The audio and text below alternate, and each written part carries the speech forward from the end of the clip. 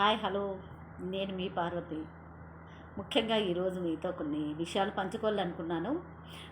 ఏ channel చూసినా, ఎక్కడ చూసినా డయాబెటీస్ డయాబెటీస్ డయాబెటీస్. ఇది నా చిన్నప్పటి వినలేదు. మా అమ్మకు ఉందో లేదో నాకు తెలియదు, కానీ మా వాళ్ళు బాగా తినేవాళ్ళు. అన్ని రకాలుగా మా డాడీ బాగా ఫుడ్ మా విషయంలో బాగా ఆ, ఉడుము, తర్వాత లేళ్ళు, జింక మాంసము, అవి ఎక్కడి నుంచి వచ్చేట్టువో నాకు తెలియదు, కానీ కుందేలు, ఉడుములు, ఇట్లాంటివన్నీ పావురాలు, మా ఇంట్లో చాలా పావురాలు ఉండేవి. ఇన్ని తిన్న తర్వాత కూడా మా నాన్నకు ఆఖరిలో పక్షపాతం వచ్చింది. మరి అన్నీ బాగా తింటే ఏ రోగం రాదు, హాయిగా మ్, వెళ్ళిపోతారని. తర్వాత ఇంకోటి, మా నాన్న బాగా ధ్యానం చేసేవాడు, ఎక్సర్సైజ్ చేసేవాడు, తర్వాత మిషన్ కుట్టేవాడు. ఈవినింగ్ అయితేనే కొంచెం మందు వేసుకొని తబలా వాయిస్తూ, మా అన్నయ్య కూడా తబలా వాయిస్తూ చాలా పద్యాలు పాటలు పాడేవాళ్ళు వినసొంపుగా. మా వీధంతా పిల్లలు, మా చిన్నప్పుడు మేమంతా మా నాన్న దగ్గర కూర్చొని పాటలు నేర్చుకునేవాళ్ళం. కానీ ఇప్పుడు డయాబెటీస్ గురించి చెప్తూ మీ ఇంత చెప్తున్నారు అనుకుంటున్నారా? ఏం లేదు, నాకు కూడా డయాబెటీస్ ఉంది. నాకు కూడా దాదాపు 12 ఇయర్స్ నుంచి ఉంది. కానీ కొంతమంది ఏం చేస్తారంటే, కొన్ని ఏండ్లుగా వింటున్నది, మీకు కూడా తెలిసింటుంది, ఆయిల్ పుల్లింగ్ చేస్తే ఆ, అన్ని వ్యాధులు పోతాయి అని. పొద్దున్న లేచి అందరూ ఆయిల్ నోట్లో వేసుకొని పుక్కిలించుకుంటా తిరుక్కుంటా, నాకైతే నవ్వులాట ఉండేది. ఆయిల్ నోట్లో పోసుకుంటా అన్నారు.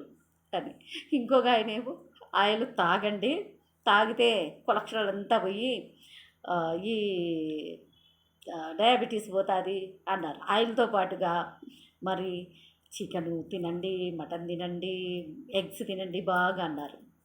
అవి తింటే కరోనా కూడా పోతుంది అన్నారులే. కానీ ఈయన చెప్పిన తర్వాత, అంతకంటే ముందు కదా ఇది, కరోనా కంటే ముందు చెప్పాడు ఒక పెద్ద ఆయన. ఆయన కంటే ఒక పెద్ద ఆయన ఒక మాట చెప్పాడు. ఆకులు, అలములు, వెజిటబుల్స్, ఉప్పు కారం లేకోకుండా, ఎందుకంటే నవ్వు వస్తుంది నాకు.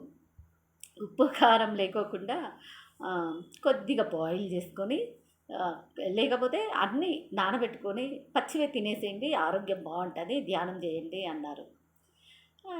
చేసిన తర్వాత అలవాటు పడిన శరీరం ఉప్పు కారానికి, మరి ఆయన దగ్గర ఉన్నంత వరకు చేసిండొచ్చు. బయటకు వస్తేనే రిలీఫ్గా ఉన్నాము, మాకు చాలా బాగుంది అని చెప్తారు. తర్వాత ఏమైందో తర్వాత చెప్పరు.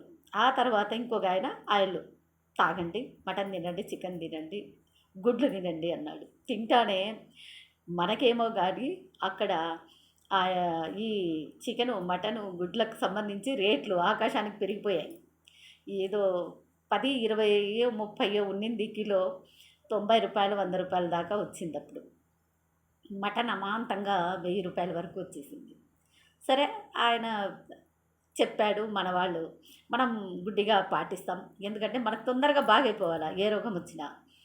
సరే, ఆయన అయిన తర్వాత ఇంకొక ఆయన వచ్చాడు, కషాయం తాగండి, ప్రపంచంలో ఎన్ని రకాల ఆకులు ఉన్నాయో అన్ని రకాలకు సంబంధించిన ఆకుల కషాయాలన్నీ తాగండి తాగండి తాగండి, మీరు హ్యాపీగా ఉంటారు, బాగా కడుపులో ఉండేదంతా వెళ్ళిపోతుంది, మలినమంతా, మనం కూడా బాగుంటాము అని చెప్పారు. ఎంతవరకు నిజమో నేనైతే చేయలేదు, అవన్నీ కషాయాలు తాగలేదు. కానీ అన్ని రకాలుగా తాగండి తాగండి అంటే, పాపం మనం మళ్ళీ పిచ్చోళ్ళం అయిపోయి ఎంత బాగా రాతే అంత మేలని మామిడాకు, జామాకు, తర్వాత బొప్పాయి ఆకులు, ఏమో రకరకాల ఆకులన్నీ తాగారు. తులసి ఆకు, ఇంకొక ఆకు అంటుంది. దాంతోపాటు మిల్లెట్స్ గురించి, మనం రైస్ తింటున్నాము, లేదు అప్పుడప్పుడు రాగి సంగటి చేసుకుంటాము తింటాము, లేదా జొన్న రొట్టె తింటున్నాము.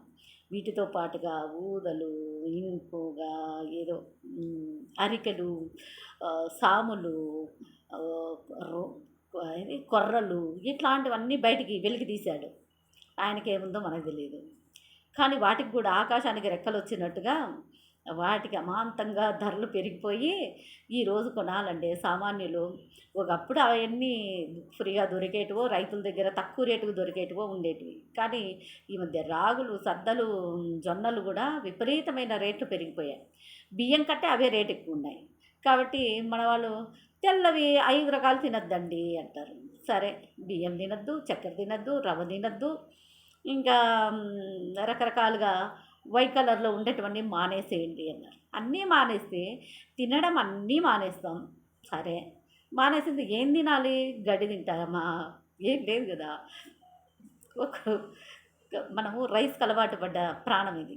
కొన్ని సంవత్సరాలుగా. మన పిల్లలంటే రైస్ లేకపోయినా రకరకాలుగా తింటారు. వాళ్ళు పిజ్జాలు, బర్గర్‌లు, నూడిల్స్ అంటూ అవంటూ ఇవంటూ రకరకాలుగా తినేస్తున్నారు. కానీ మనం రైస్ లేకోకుండా అయితే ఉండలేము. ఇయన్నిటిని దృష్టిలో పెట్టుకొని వాళ్ళు చెప్పింది విని, వీళ్ళు చెప్పింది చేసి, వాళ్ళు చెప్పింది చేసి అన్నీ ఎవరో చెప్పినటివే మనం చేస్తాం గానీ, మనకు మనం ఎందుకు కంట్రోల్‌లో లేకుండా పోతున్నాం. నాకు కూడా 60+. నేను లాస్ట్ ఇయర్ గవర్నమెంట్ జాబ్ చేస్తూ రిటైర్ అయ్యాను. మరి మనల్ని మనం కంట్రోల్ చేసుకోలేని బ్రతుకు మనకెందుకు? విడిచిపెట్టేయాలి. అలా అని కాదు. మనకిష్టమైన ప్రకారం మనం బ్రతకాలి. ఎలా బ్రతకాలి అంటే ఫస్టు ఉదయం లేయండి. అందరూ చెప్పినట్టుగానే ఉదయం లేయండి. సూర్యోదయాన్ని చూసే విధంగా మనం సూర్యుడిని చూసుకోవాలి. అదేవిధంగా మనకు చిన్నపిల్లలుంటే మన ఇంట్లో వాళ్ళతో ఆడుకోవడం, మనం కూడా చిన్నపిల్లల్లాగా మారిపోవడం. మనకిష్టమైంది ఎప్పుడో మానేసాము సంగీతం అంటే, ఇప్పుడు సంగీతం సాధన చేసుకోండి. అదేవిధంగా ఇన్స్ట్రుమెంట్స్ చేసుకోవాలనుకుంటే ఇన్స్ట్రుమెంట్స్‌తో వీణ గాని, వైలిన్ గాని, ఇంకోటి గాని ఎన్నో ఉన్నాయి. అయన్నీ చేసుకోవచ్చు. కుట్లు, అల్లికలు నాకు చాలా ఇష్టం. నేను చాలా కుట్టాను, చాలా అల్లాను. అన్ని రకాలుగా బెడ్‌షీట్స్ పైన గూడా మనం మంచి పెయింటింగ్స్ వేయడం గానీ, అదేవిధంగా మనం మ్యాటీ క్లాత్ తెచ్చుకొని వాటిపైన మ్యాటీ రకరకాలుగా వాల్‌కు వేలాడేసేవన్నీ ఫ్రేమ్స్ కట్టించి ఒకప్పుడు మా ఇంట్లో చాలా చేశామనమాట మేము చిన్నప్పుడు. హ్మ్. కాబట్టి అట్లాంటివన్నీ బయటకు తీయండి. ఫ్రేమ్స్ ఇప్పుడు రకరకాలుగా ఎలా కుట్టాలి, ఎలా చేయాలి అనేది యూట్యూబ్‌లో బాగా చూపిస్తున్నారు. కాబట్టి అవన్నీ ఫాలో కావండి. ఇదంతా 50+, 60+ వాళ్ళకి నేను చెప్తున్నది. మనకు పని లేదు, మనం రిటైర్డ్ అయ్యాము, మనం ముసలోళ్ళం అయ్యాము అనుకోవద్దు. మనమేమి ఎప్పటికీ ముసలోళ్ళం. మన మన శరీరం మాత్రమే ముసలిది గానీ, మనలో ఉండే ఆత్మ మనం ముసలోళ్ళం గాదు. మన లోపల మనం ఎప్పుడు యంగ్‌గా ఉండాలి. యంగ్‌గా ఉండడానికి ప్రయత్నం చెయ్యండి. ఖచ్చితంగా సాయంత్రాలు పార్కులకి వెళ్ళడం, ఉయ్యాల ఊగితే ఏమనుకుంటారో అనుకోవద్దు. బాగా ఉయ్యాల ఊగండి, స్లైడ్స్‌లో జారే బండలో జారండి. ఇయన్నీ చేయండి. మేము చిన్నప్పుడు ఇంకా గోలిగుండ్లాడేవాళ్ళం, చిల్లాకట్ట ఆడేవాళ్ళం, బద్దెగుండ్లాడేవాళ్ళం, పరిగెత్తేవాళ్ళం, డింగ్ డాంగ్ అంటూ ఆడేవాళ్ళం. ఈ అన్ని ఆటలన్నీ ఇప్పుడు కూడా ఆడుకోవచ్చు మనం. 10 మంది లేడీస్ కలిస్తే. ఒకరి గురించి ఒకరు తెలుసుకోవడం మంచిదే గానీ, ఒకరి గురించి ఇంకొకరికి తెలియజేయడం తప్పు. అట్లాంటి వాటికి పోకోకుండా మనం ఈ వయసులో ఎలా ఉండాలి? నాకు టైం పాస్ కాలేదు. నేనేం చేయాలబ్బా? నా లైఫ్ అయిపోయిందా? అని చాలామంది నాతో అడుగుతున్నారు.